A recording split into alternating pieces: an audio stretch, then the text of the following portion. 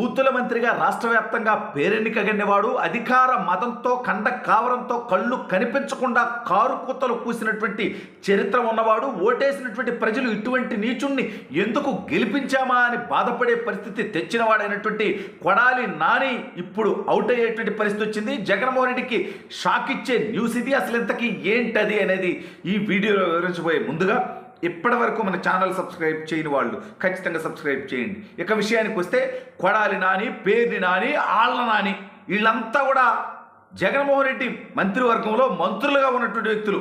సరే, ఆళ్ల నాని నోరైతే అదుపులో ఉండుండొచ్చు, కానీ కొడాలి నాని, పేర్ని నాని మాత్రం అదుపు పొదుపు లేకుండా, పేర్ని నాని ఏమో పవన్ కళ్యాణ్ గారిని తిట్టడానికి, కొడాలి నాని ఏమో చంద్రబాబు నాయుడు గారిని, లోకేష్ గారిని తిట్టడానికి ఇష్టం వచ్చినట్టుగా కారు కుత్తలు కూశారు. కులాలని అడ్డం పెట్టుకొని జగన్మోహన్ రెడ్డి అధికారం శాశ్వతం అనుకొని అవినీతి పనులతో పాటు కారు కూతలు నోటి పని కూడా చెప్పడం జరిగింది. అయితే ఇప్పుడు కొడాలి నాని అనుచరుడైనటువంటి కాళీ అరెస్ట్ అయ్యాడు. అసలు కొడాలి నాని చరిత్ర చూస్తే, బతుకు చూస్తే, తెలుగుదేశం పార్టీ ఇచ్చినటువంటి అవకాశంతో 2 సార్లు శాసనసభ్యుడిగా గెలిచినటువంటి ఈ దౌర్భాగ్యుడు, చంద్రబాబు నాయుడు గారి చేతుల మీదుగా రాజకీయ జన్మ పొందినటువంటి ఈ నీచుడు చేసినటువంటి తప్పుడు పనులు చూస్తే ఏకంగా చంద్రబాబు నాయుడు గారి కుటుంబంలో ఉన్నటువంటి మహిళల గురించే కారు కూతలు కూయటం, లేస్తే చంద్రబాబు నాయుడు గారిని, లోకేష్ అని అవమానపరుస్తూ మాట్లాడటం, ఇవన్నీ పక్కన పెడితే గుడివాడలో ఇతని తప్పులు అరాచకాలు ప్రశ్నిస్తే గుడివాడలో ఉన్నటువంటి ఇతని కళ్యాణ మండపంలో పెట్టి వాళ్ళని చిత్రహింసలకు గురిచేసి, వాళ్ళని భయభ్రాంతులకు గురిచేసి, వాళ్ళని కొట్టి ఆ తర్వాత బయటకు వదులుతాడు అంట.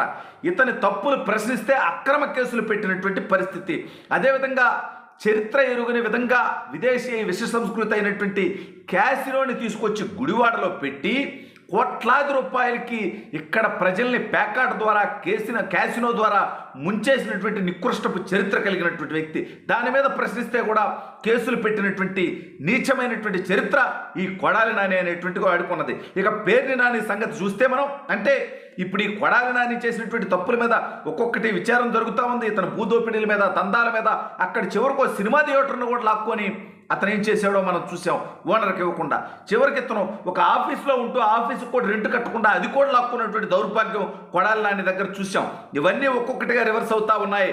అదేవిధంగా గుడివాడ తెలుగుదేశం పార్టీ అక్కడికి ఏదైతే క్యాసినో నిజ నిర్ధారణ కోసం గుడివాడ తెలుగుదేశం పార్టీ నాయకులు, రాష్ట్ర నాయకులు వెళుతుంటే వాళ్ళ మీద దాడులు చేసేటువంటి ప్రయత్నం చేయడం కూడా చూసాం.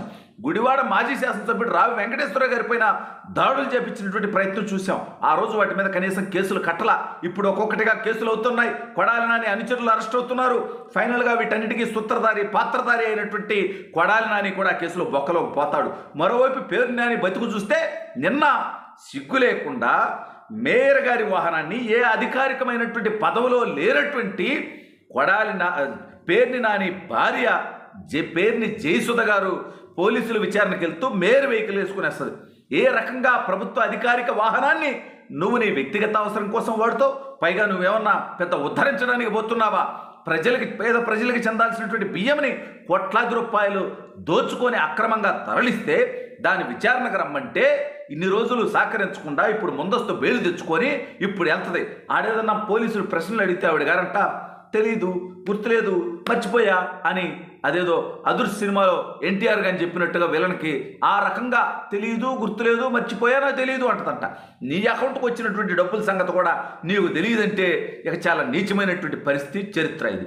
అయితే ఈ ఇబ్బందులు భరించలేక ఈ కష్టాల నుంచి తప్పించుకోవడం కోసం పేర్ని అనే ఒక స్కెచ్ చేశాడంట. నేను రాజకీయాల నుంచి శాశ్వతంగా విరమించుకుంటాను, ఆల్రెడీ మొన్న నా కొడుకే పోటీ చేశాడు, నా కొడుకుని నా భార్యని జనసేన పార్టీలో జాయిన్ చేస్తాను, ఈ కేసులు గొడవలు వదిలేయండి నన్నిక అని అడుక్కుంటున్నట్టుగా తెలుస్తూ ఉంది. దీనికి అటు జనసేనాని పవన్ కళ్యాణ్ గారు ఇష్టపడనట్టుగా తెలుస్తోంది. తెలుగుదేశం పార్టీలోకి ఎంట్రీ లేదు, బీజేపీలో కూడా పోయేటువంటి పరిస్థితి లేదు, జనసేనని అడుక్కుంటే వాళ్ళు రాణించడానికి సిద్ధంగా లేరు.